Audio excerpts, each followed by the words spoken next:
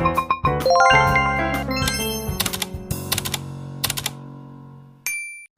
Holy Quran Part 2. Bismillahirrahmanirrahim. Assalamualaikum warahmatullahi wabarakatuh. Alhamdulillahi rabbil alamin. Wabihi nasta'inu ala umuriddin waddin. Assalatu wassalamu ala ashrafil anbiya wal mursalin wa ala alihi wa sahbihi ajmain. Wa bishrah li sadri wa yassir li amri wa hlul 'uqdatan min lisani yafqahu qawli, amma ba'd. Yang terhormat kepada dosen pengampu mata kuliah Reading Text in Islam, Ibu Diana, dan teman-teman sekalian. Perkenankan, kami dari kelompok 9 beranggotakan saya sendiri, Adnan Hanif Nutiwijaya, dan saudari Fahriana Nurisa. Kami di sini akan membahas mengenai The Holy Quran Part 2. Latar belakang.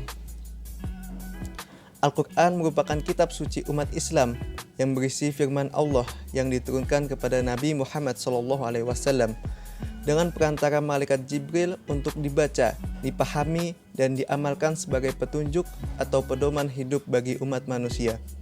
Umat Islam dipercaya bahwa Al-Quran merupakan puncak dan penutup wahyu Allah yang diperuntukkan bagi manusia, dan bagian dari rukun iman yang disampaikan kepada Nabi Muhammad SAW melalui perantara malaikat Jibril. Tujuan utama diturunkan Al-Quran adalah untuk menjadikan pedoman manusia dalam menata kehidupan supaya memperoleh kebahagiaan di dunia dan di akhirat. Baik, memasuki pembahasan teks. Saya akan membacakan terlebih dahulu The Holy Quran Part 2.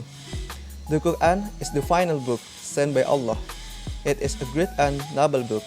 It was revealed in the Arabic language in a beautiful style. Its rhyme and rhythm are beautiful. The Quran is a wonderful book of guidance. It gives us a good feeling to read it. Its message is full of life in another world. The Quran tells us how to serve and worship God. It also tells us how to live our virtue. The Quran tells us how to be good and give up bad habits. It tells us how to behave at home, how to behave with our parents, brother, sister, friend, neighbors, and strangers. Artinya, yaitu Al-Quran adalah kitab terakhir yang dikirim oleh Allah. Itu adalah kitab yang agung dan mulia. Itu terungkap dalam bahasa Arab dengan gaya yang indah, sajak dan ritmenya indah. Al-Quran adalah buku panduan yang luar biasa. Ini memberi perasaan yang baik untuk membacanya. Pesannya penuh dengan kehidupan. Dengan kata lain, Al-Quran memberitahu kita bagaimana melayani dan menyembah Tuhan. Itu juga memberitahu kita bagaimana menjalani hidup dengan kebajikan. Al-Quran memberitahu kita bagaimana menjadi baik dan menghentikan kebiasaan buruk. Ini menceritakan bagaimana berperilaku di rumah, bagaimana berperilaku dengan orang tua, saudara laki-laki maupun saudara perempuan, teman, tetangga, dan orang asing di sekitar kita. Selanjutnya akan dibacakan oleh Fahriana Nurisa. Terima kasih. Baiklah, di sini saya akan menyambung membaca apa yang telah dibacakan oleh partner saya. The Holy Quran Part 2. It tells us how to behave towards other people. It is a book for all men and women in all parts of the world and for all times. It is the book of complete guidance. It is the true guidance for all mankind. Allah asks us to read the Quran and follow what it says. A Muslim believer in the Quran read it daily, understand its meaning, and tries to follow it in his life. We will be happy and successful if we obey Allah's commands, which are written in the Quran. Artinya, ini memberitahu kita bagaimana berperilaku terhadap orang lain. Ini adalah buku untuk semua pria dan wanita di semua bagian dunia dan untuk semua waktu. Ini adalah buku panduan lengkap. Itu adalah petunjuk yang benar bagi seluruh umat manusia.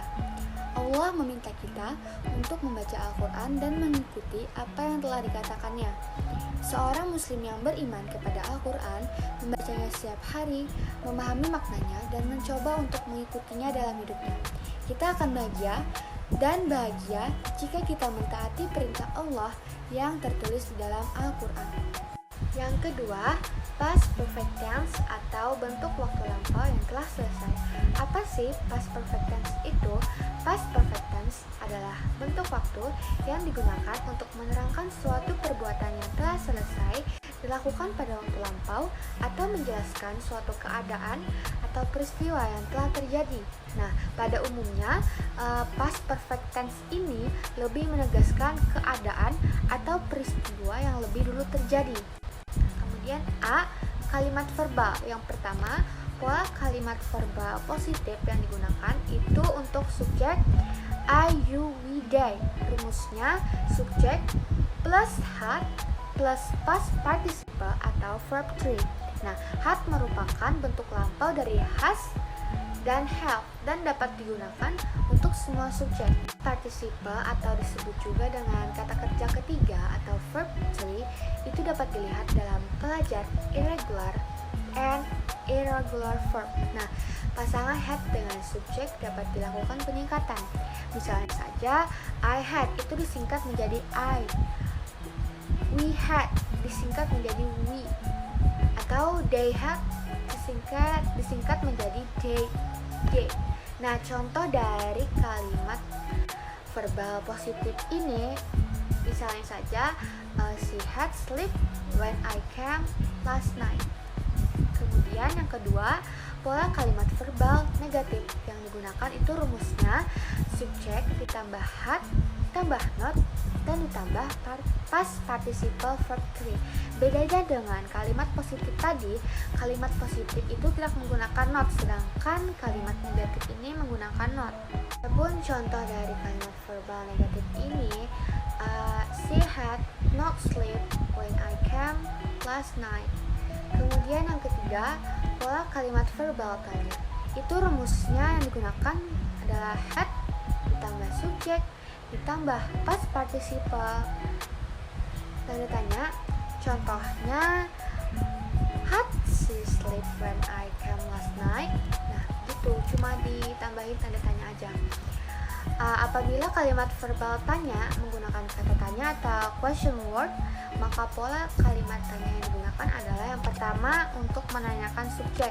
Itu rumusnya question word ditambah had tambah past participle atau verb 3. Contoh, who had slept when his mother came yesterday? Kemudian yang kedua, untuk menanyakan selain subjek, rumusnya question word ditambah had ditambah subjek dan ditambah past participle atau verb 3. Contoh, where had they played? Kemudian yang B, kalimat nominal. Yang pertama, pola kalimat nominal positif ini digunakan rumus subjek ditambah had ditambah been and ditambah non-verb. Contohnya, I had been there, then the accident happened. Kemudian yang kedua, pola kalimat nominal negatif yang digunakan itu rumusnya adalah subjek ditambah had ditambah not. Nah, di sini ada tambahan not, ditambah been dan ditambah non-verb. Contohnya, I had not been there when the accident happened. 3. Pola kalimat nominal tanya itu digunakan rumus had ditambah subject tambah been and ditambah non-verb. Contohnya, had I been there when the accident happened? Nah, pada umumnya kalimat yang menggunakan bentuk waktu past perfect tense ini digunakan untuk biasanya untuk menyatakan suatu perbuatan atau keadaan yang telah terjadi di waktu lampau sebelum suatu perbuatan atau keadaan lainnya terjadi. Nah, kegiatan yang telah terjadi lebih awal dinyatakan dalam bentuk waktu past perfect tense. Kemudian kegiatan berikutnya dinyatakan dalam bentuk simple past tense. Dan pada umumnya, untuk menghubungkan kedua kalimat tersebut digunakan keterangan petunjuk seperti when, before, after, dan until. Misalnya, my mother had cooked the soup before I left. Nah, kemudian menjawab pertanyaan yang diajukan dalam bentuk waktu simple past tense yang menggunakan kata why. Itu misalnya, why did she happy, atau because she had never been there before. Baik, selanjutnya yaitu sintaktika pattern. Mengenai sintaktika pattern yaitu pola sintaktis, yaitu bentuk pengenalan suatu pola. Bisa disebut pola yang terstruktur. Dalam pembahasan materi ini, maka yang dibahas adalah dua pola, yaitu pola yang pertama yaitu subject ditambah verb ditambah how to, yang mana pola ini digunakan untuk memberikan suatu keterangan berupa kinerja sebuah agar menjadi sebuah himbauan atau sebuah informasi. Kemudian pola selanjutnya yaitu subject plus verb plus object plus adverb of manner plus place plus time. Pola ini yaitu untuk menambahkan keterangan waktu di awal kalimat. Baik, selanjutnya yaitu suffix. Suffix merupakan huruf atau kelompok huruf yang ditempatkan di akhir atau root atau bentuk paling sederhana yaitu base form dari suatu kata dan tidak dapat diuraikan lagi. Tujuan dari penambahan suffix atau akhiran adalah untuk menghasilkan kata baru. Suffix dibagi menjadi dua, diantaranya yaitu derivational suffix, yaitu kata baru yang dihasilkan melalui proses yang disebut derivation atau proses pembentukan kata turunan, di mana maknanya akan berbeda dari kata atau root sebelumnya. Yang kemudian yaitu inflectional suffix, merupakan jenis akhiran yang jika pada bagian akhir katanya yang ditambahkan akan membawa perubahan secara gramatikal, namun tidak mengubah part of speech dari kata tersebut maupun maknanya secara drastis. Demikian penyampaian dari kami. Salah khilaf mohon maaf. Wassalamualaikum warahmatullahi wabarakatuh. Thanks for your attention.